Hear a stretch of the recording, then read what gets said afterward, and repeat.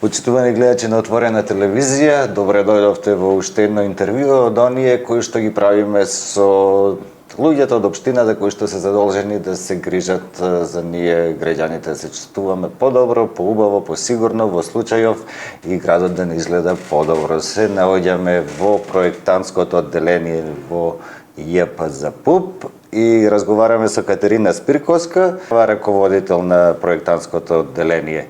Добар ден. Добар ден. Благодарам што се согласи да разговараме малку, тоест не толку да разговараме, колку повеќе да ни го представиш ова одделение при јавното предпријатие. За почеток, зашто сте задолжени како одделение, како проектантско одделение при ЈПЗПУП? Вака, нашето одделение е задолжено за приготвување на проектна и планска документација за потребите на општина Прилеп.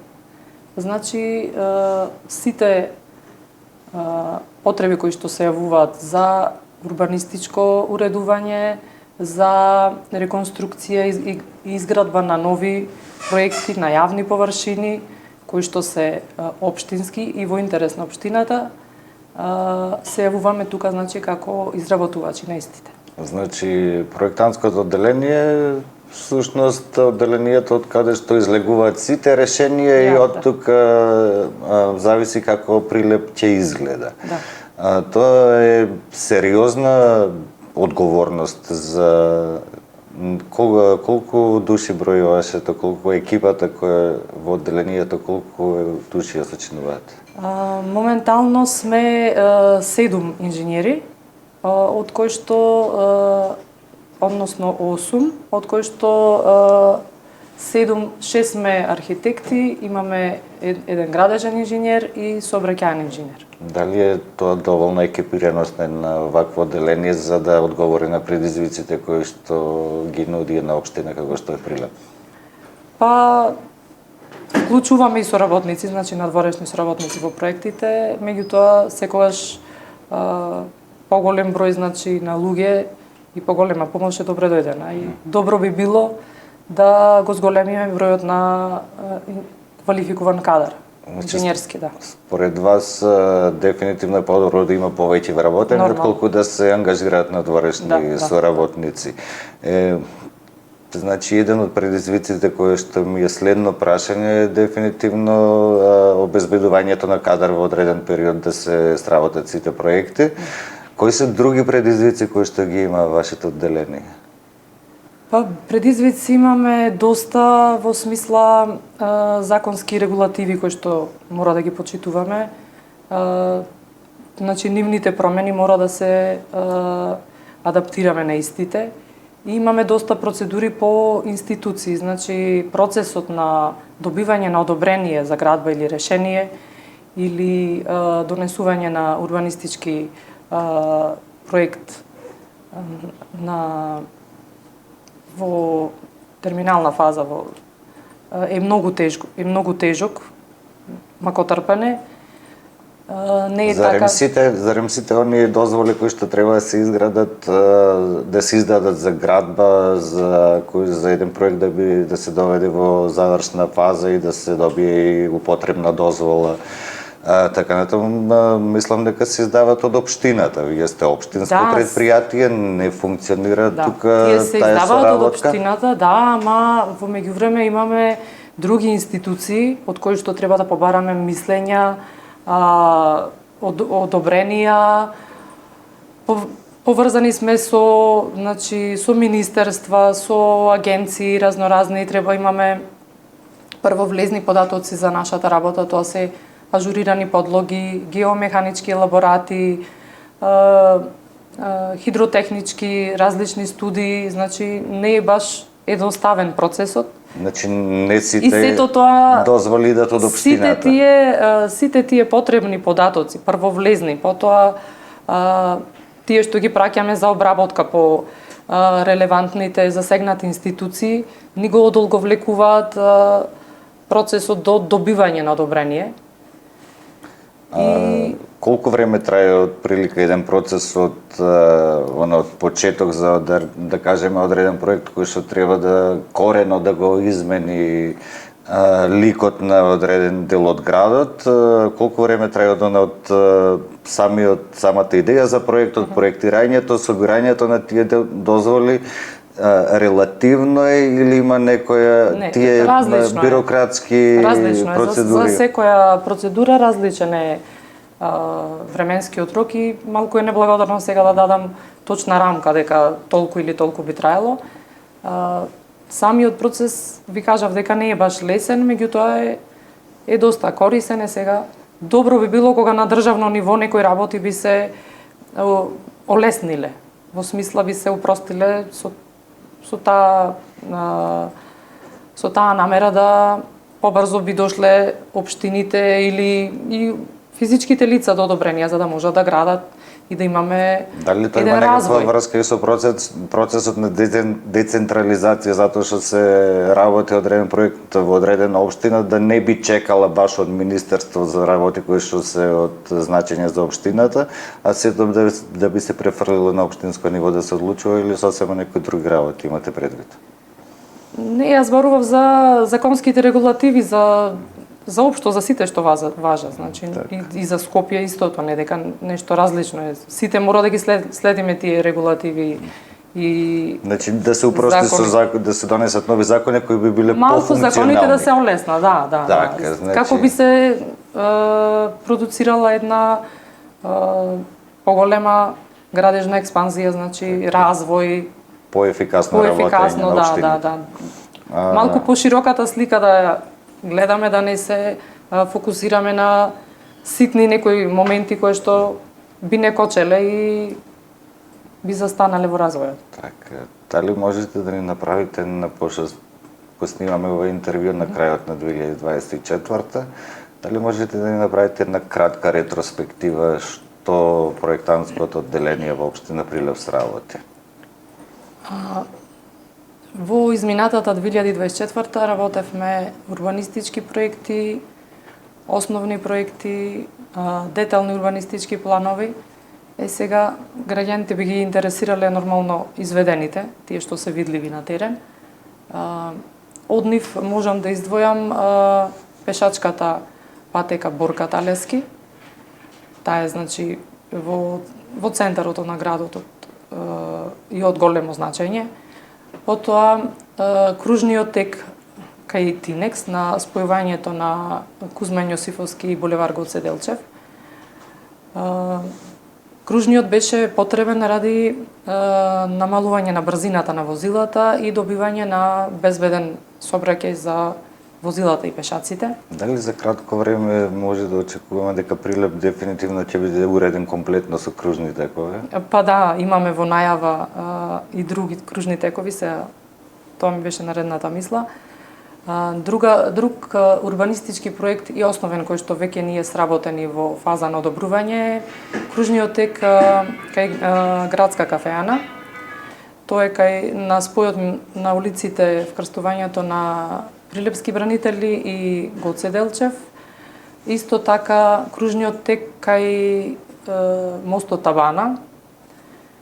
Тоа е исклучително изгледа како сложен проект. Па тоа е доста голем, тука имаме и проширување на профилот на мостот и со тоа би го зголемиле протокот на возила и би го регулирале сообраќајот на една клучна точка, да, во градот. За колку време од прилика може да очекуваат прилепчени дека тој дел ќе биде? Па проектот е одобрен и сега Вашата работа е завршена, да, без случајно имате информација за сега инвеститорот со помош на владата, пошто е владин проект, мислам, финансиран ќе биде од владата. Дали тоа е за проектите за следна година евентуално влиза? Тоа е сработен сега, ама ќе се изведува значи во следна година. Да, во следна година. Друго имаме спортска сала во училиштето Блаже Конески, кое што е во подмината фаза, значи на изведба. Исто така модуларната катна гаража се работи при крај некаде. Каде се наоѓате? Модуларната катна гаража се наоѓа позади зградата на УЈП на постојниот паркинг. Така. Таа се јави како потреба под немање на паркинг простор во централното градско подречје. Беше од исклучителна важност да обезбедиме зголемен број на паркирни места. Така, значи доста сработено. Да, и доста други, значи сите училишта, основни и средни, пошто се под општина, под општинска капа, сите, значи, проекти за реконструкција на истите, за доградба, тековно одржување ги работи нашето оделение. Значи, реконструкција на спортски сали, партерно редување, фасада, кровови, ќе ги споменам Кочо Рацин, Гоце Делчев, Хемиското училиште, Орде Чопела, значи сите што се на нашава индустриско, сите училишта кои што се под надлежност да, си имаме убава соработка. Кои се најголеми и најинтересни проекти ги спомнавте училишта, или никогаш не ви паднало на памет дека проектантското биро, тоест одделение во ЈП за ПУП ги работи? Тоа е веќе на некој начин и благородна работа, да како не, подобриш услови за учење на најмладите тука. Дали се тие најинтересните проекти за работа? Па зависи, во секој проект си има одреден предизвик. Најинтересно е кога се проектира одново, значи. Од почеток, од нула, кога сме идејни креатори на целата приказна. Меѓутоа и на постојните училишта кои што си функционираат, дел од нив се и доста стари. И тука е предизвикот голем да бидат автентични, а воедно да ги задоволат барањата на модерното време, и технологија. Да бидат ефикасни, енергетски. И најголемата и највозвишена цел, значи, да им овозможиме адекватни услови за работа на наставниците и на дечињата. Катерина, исто така да напоменам, имаме проект за нова детска градинка во населба Сарика, во место викано Сарика. Таму имаме сработено веќе урбанистички проект и идеен. Основниот ни е планиран за 2025-та. Тоа е во соработка со Министерството за труд и социјала. Во најава имаме доста проекти, малку ни е амбициозна програмата, меѓутоа... Ајде така да го завршиме муабетот, да ја најавиме 2025 година. Што планирате, колку очекувате да сработите, колку од тоа може да биде бел ден и да биде готов производ и до крајот на следната година? Имаме доста, како што кажав, амбициозна програма. Тенденцијата ни е да градот да ни е урбанистички среден, значи да биде поурбан, да биде поградски, пошто е сепак еден од поголемите градови во Македонија и заслужува да го добие тоа место. Планирани ни се уште 3 кружни текови, и тоа на многу битни точки во градот. Една е раскрсницата на улица Самуилова и Александар Македонски, кај тоа е кружниот тек Чумовчани. Друг кружен тек е кај интернатот, на вкрстување на Прилепски бранители и улицата покрај интернат. И уште еден имаме кај новата автобуска станица. Тука би се јавеле... Мислам дека веќе се гради или не? Кај новата автобуска не. Не? Не. А тука знаете дека е регулирањето на сообраќајот е малку тешко. Јас би рекол специфично. И специфично, да. А со овој начин, значи со ваков вид на сообраќајно решение, би го олесниле циркулирањето на возилата, на пешаците би биле побезбедни. И што воедно и тенденција на изработката на самите урбанистички проекти и основни проекти за истите. Планираме еден мултимедијален простор на могилата, после големото фудбалско игралиште, кој што е од голема важност и би се јавило.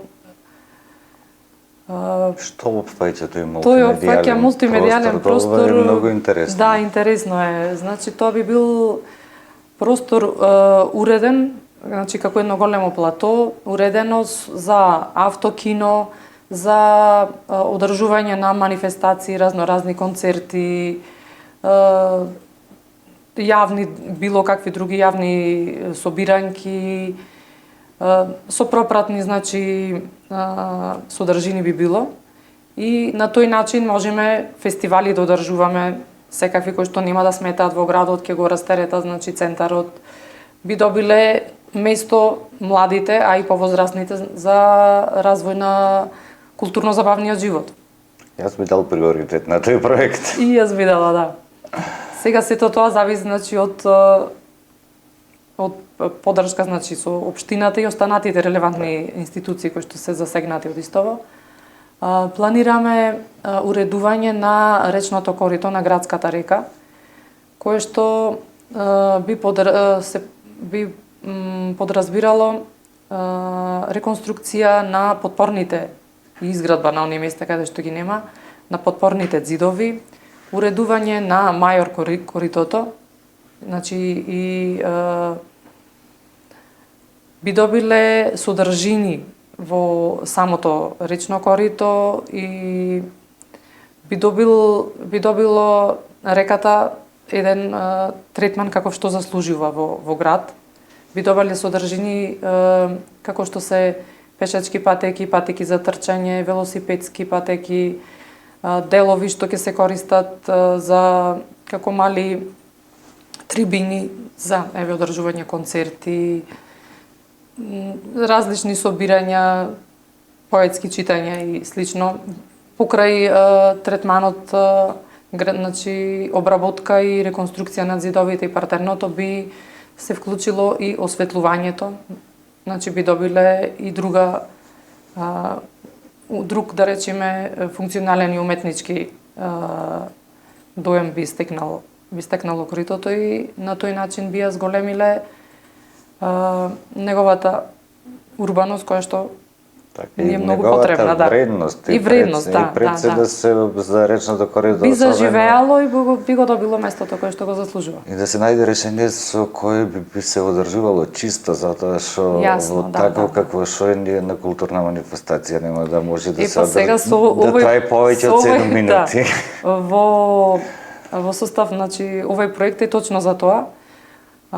Планираме комплетна, значи, реконструкција и тоа по цела должина, се тоа бидејќи е доста имаме голема должина, би одело етапно.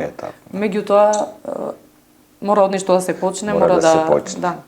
Катерина, ти благодарам за разговорот и ќе ти посакам многу успеси, ќе ви посакам на сите во проектантското одделение многу успеси, многу нови проекти и пред се ќе ви посакам разбирање баш од оние кои што ве ангажираат кои што се јавуваат како инвеститори, тоа се општина Прилеп и корисниците. И корисниците повеќе разбирање и повеќе одврзани раце да би, пошто вие сте една млада екипа тука, верувам дека ако ви се дадат одврзани раце, дека ќе го направи тој град поубав. Ви благодарам и вас на вниманието. Се надевам дека сиве планирани проекти ќе ја видат светлината на денот и дека во иднина ќе имаме подобар, значи поголем развој и прогрес во општинава каква што заслужуваме, значи. Сите граѓани да бидат проектантски да си посакаме во 2025 година поурбан и поубав и почист Прилеп. Прилеп, ете така. Вас ви се заблагодарувам што гледавте и се гледаме во следно интервју.